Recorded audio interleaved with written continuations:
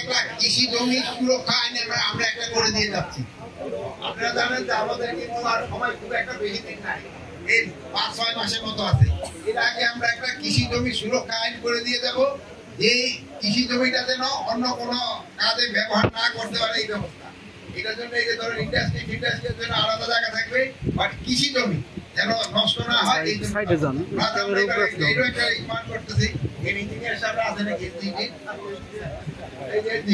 ওনারা যে রাস্তাঘাট করে আপনার জমি ওই দেয় না, কি বলে কম্পেনসেশন দেয় না, রাস্তা বানায় ফেলে।